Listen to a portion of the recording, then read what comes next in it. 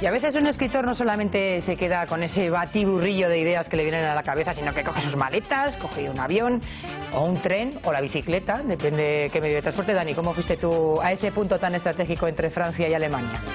En coche.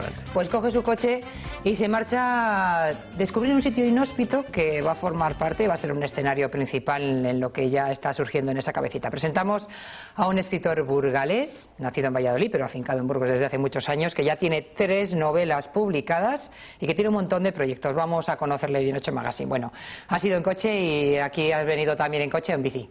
En coche también. En coche también, vas en coche a todos lados. Me pilla un poco lejos. Bueno, bienvenido a Ocho Magazine. Muchas gracias. 3 libros ya publicados y este año, este verano, ni corto ni perezoso, te has cogido tu vehículo y te has ido a ese lugar tan emblemático entre Francia y Alemania, donde aconteció uno de los hechos más grandes, ¿no?, de la Guerra Mundial, que fue ese millón de personas que murieron en un punto muy determinado. Eso es. Bueno, cuéntanos la historia y cuéntanos para qué libro va a ser. Vale, pues en principio el viaje fue me fui a Alemania, me fui al este de Colonia, a Wewelsburg, un castillo pues bueno, que tiene mucho simbolismo con la época nazi de la Alemania, con las SS, etcétera, pero a la vuelta dije no paso por Francia sin parar en Verdún, como en las fotos que estamos viendo, visitar este osario que estamos viendo en las imágenes y captar un poco la esencia de aquello, porque tenía en mente 2 proyectos. Uno era el de Wewelsburg en Alemania y otro es el de Verdún en Francia, ¿no? Y 2 épocas diferentes, Segunda Guerra Mundial y Primera Guerra Mundial respectivamente.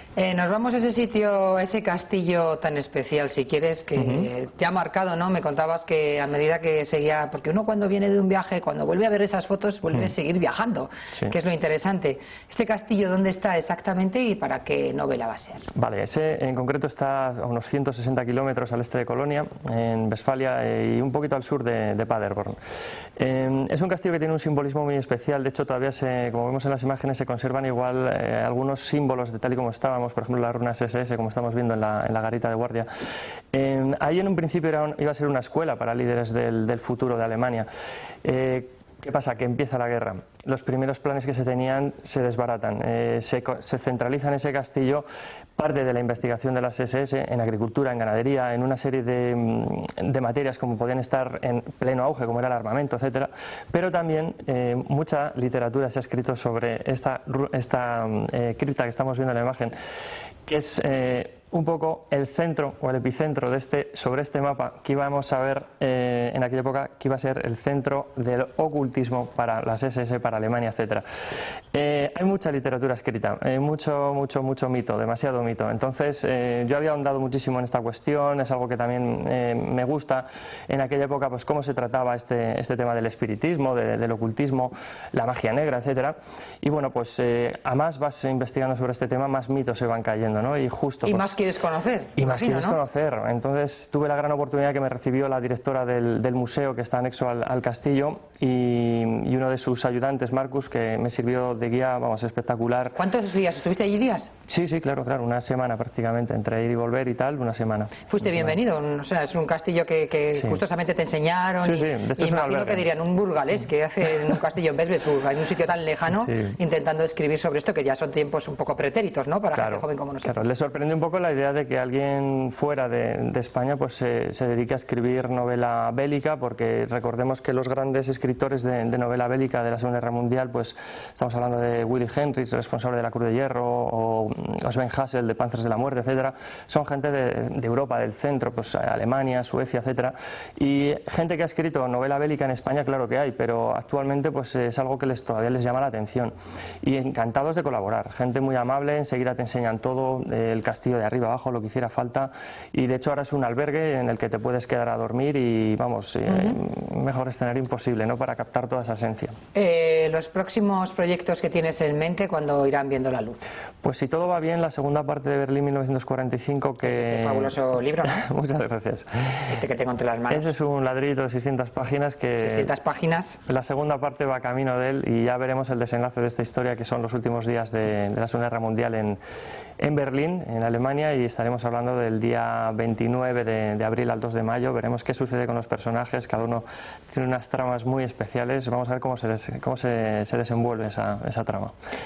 Y si quieres nos vamos al escenario de la batalla de Verdún. Muy bien, Verdún, pues mira, como comentabas antes, hemos visto unas imágenes repletas de cruces, un osario Es la imagen, quizás una de las imágenes más famosas, ¿no? Sí, la tenemos. Cuando uno viaja allí o cuando uno está allí, hay hasta postales de todo esto. Es impresionante, es impresionante. Tú te sientas allí, mira el día que me hizo, además nublado, te da para reflexionar mucho. Todo te acompañaba. Sí, la verdad que todos tenemos, incluso en la retina, estas imágenes del campo de batalla pues destrozado, ¿no? De hecho, parece un paisaje lunar. Lo ves ahora pues con árboles súper finos, como puedes ver en las imágenes.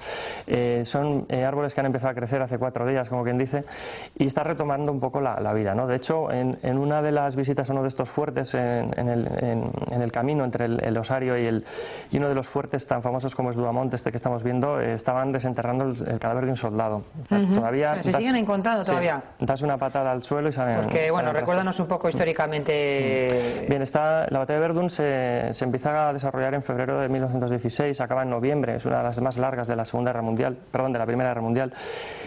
Sin parangón en la Segunda Guerra Mundial. Todos estamos acostumbrados a ver las típicas batallas de la Segunda Guerra Mundial, pues que duran muchos meses, en algunos casos como Stalingrado, etcétera, pero es que lo de Verdún es casi un año, 1 millón de bajas, casi 300.000 muertos. Son unas cifras que la verdad que te ponen los pelos de punta nada que profundizas un poco, y si te das un paseo por aquel cementerio te da para reflexionar muchísimo, donde tienes a unos 16.000 hombres enterrados, algunos anónimamente, otros con sus nombres y apellidos, y te da para muchas ideas, ya no solo para una novela, sino para encarar la vida también, ¿no? Porque es muy frío el sitio, ¿no? Imagino, Daniel, que tú tendrás tu club de fans. Gente que le encanta la novela bélica, porque gente como tú, ¿no? Que intenta combinar tus dos pasiones, porque son tus dos pasiones, lo que es la escritura y la historia, ¿no? Eso sí que hay, vamos a ver. Estuviste en la Feria del Libro, estuviste en Madrid. Sí, estuve en Madrid. ¿Qué público iba contigo? ¿Qué calor notaste allí? La verdad que la acogida, mucho mejor de lo esperado. O sea, íbamos con otro autor burgalés también, con Alberto Pérez Ruiz, poeta. Mandamos un saludo a Alberto Pérez, que le veo muchas cosas ahí en Facebook y digo, a ver si un día me le traigo también. Aprovecho para saludarle. Yo también. Y bueno, pues fue una experiencia impresionante, mucho mejor de lo esperado. Incluso íbamos en el coche diciendo, bueno, estamos aquí, si firmas un ejemplar ya un éxito rotundo, y la verdad que sobrepasamos con mucho las expectativas.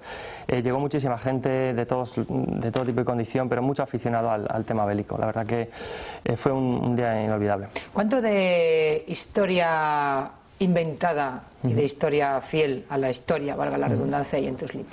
Pues mira, el de Berlín 1945, casi todos los hechos que te estoy contando los vas viendo a través de un sargento alemán, porque es un poco la diferencia que busco, no verlo desde el punto de vista aliado, que está saturadísimo, sino desde el punto de vista alemán, un soldado que está ahí defendiendo Berlín, el cerco de Berlín se está produciendo día a día cada vez, estrangulando más a las tropas que defienden, y el porcentaje de las cosas que hay puede un lector contemplar en el libro, pues estamos hablando del 80% tranquilamente. Son hechos, lo que pasa que luego los vamos viendo a través de los ojos de un protagonista. El caso de Vuelve conmigo es una novela muy íntima, muy ubicada en la provincia de Burgos, sobre qué es la guerra civil para un pueblo.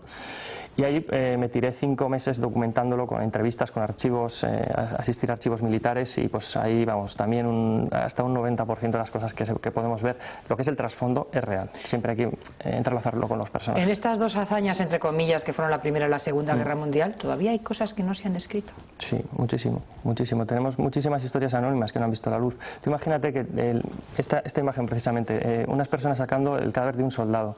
Tuve la oportunidad de hablar con la chica que estaba ahí, que es arqueóloga, y vi los prismáticos y dije, tate, alemanes. De esto que ya lo ves. Y prismáticos enormes que son tan buenos que duran toda la vida. Es que los ves, estaban destrozados porque se había pasado una raíz por una lente, y luego estuvimos viendo pues botones del uniforme, eran de un regimiento bávaro. Entonces dice, mira, este es un soldado alemán, ¿qué hay detrás de este? Pero es que luego das una patada a la piedra de al lado y te sale un francés, te sale un belga, te sale... Entonces hay muchísimas historias anónimas que no están contadas. Las grandes campañas están contadas, pero las historias anónimas no. Con la de hazañas que hay en el mundo, porque la Primera y la Segunda Guerra Mundial te atrapan tanto. Son las que han cambiado la historia del mundo. Lo que entendemos ahora por el siglo XX, si venimos al siglo XIX, las guerras franco-prusianas, pues dan un poco la estabilidad ya a la Alemania, ¿no?, como un Estado, pero a partir de ahí ese surgimiento de los grandes imperios que habíamos contemplado en siglos XIX, etcétera, en el siglo XX se va todo al traste, ¿no? Esos enfrentamientos entre el patio de vecinos mal avenido, que era Europa, se va el patio a tomar viento en la Primera Guerra Mundial, y en la Segunda ya lo dejamos temblando. De hecho, muchas consecuencias que estamos viendo a día de hoy, hasta las guerras de los Balcanes en los 90 vienen precisamente de consecuencias de la Segunda Guerra Mundial. Estamos viviendo ahora consecuencias de cosas que no son de ahora, que son de hace tiempo. Sí, y somos todos un poquito responsables de eso también, ¿no? Y sobre todo... Momento histórico importante también en el que estamos ahora. ¿Qué otros escribirán? Bastante importante, y además yo creo que el ser humano, como pues bien se dice en el refrán, es el único animal que tropieza 2 veces en la misma piedra. Han pasado cosas como estamos viendo en las imágenes. Vemos unos resultados en unos cementerios abrumadores, resultados de unas decisiones políticas desastrosas, y todavía la gente no se da cuenta que en el siglo XXI se están repitiendo muchas cosas. Dios quiera que no lleguemos a lo mismo, pero tenemos muchas papeletas para que ocurra una de estas un día cualquiera. Dani, pues ese castillo de Bebesburg y esa batalla de Verdún quedarán sendados libros, y imagino que bueno, ya has entrado en un camino con 3 libros publicados, un chico tan joven como tú, que ya es imparable, ¿no? Lo combinas con otras cosas, pero imagino que esta pasión, trabajo y sea ya un binomio muy difícil de separar. Sí, ojalá tuviera más tiempo para escribir, pero lamentablemente pues me paso casi todo el día dedicado a la docencia o a otra actividad profesional también, y escribir pues lo dejo para las noches, los fines de semana, así que mucha gente me dice ¿dónde te metes? Pues con el tiempo residual a veces, ¿no? Que si dedicáramos el tiempo principal, pues pero bueno, los resultados aquí les tienes y tienes que estar muy orgulloso. Sí, estás orgulloso porque es un trabajo que tienes ahí, y lo que la verdad es que no es algo que me alimente mi ego para nada. No me considero ni mejor ni peor que otra persona que tenga otro hobby. Simplemente para mí lo que me llena de orgullo es que una persona que entienda de la Segunda Guerra Mundial o que no entienda de la Segunda Guerra Mundial o de la Guerra Civil lea un libro y diga, oye, pues me ha gustado la historia, y nos pongamos a debatir como pasó en su día con...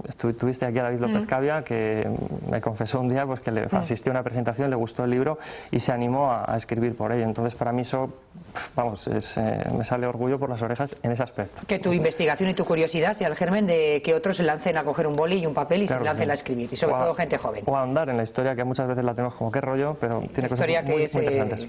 Que son nuestro pasado y es donde nos reflejamos, y luego además se vuelve a repetir. Eso es. Además de entretenernos, aprendemos mucho. Espero que sí. Dani, ha sido todo un placer tenerte en 8 Magazines, y a medida que vayas sacando libros y vayas yendo a la feria, yo te seguiré llamando. Perfecto, encantado de estar aquí, que estoy como en casa. Muy bien, gracias. Nos vamos a Publi, 5 minutitos y volvemos.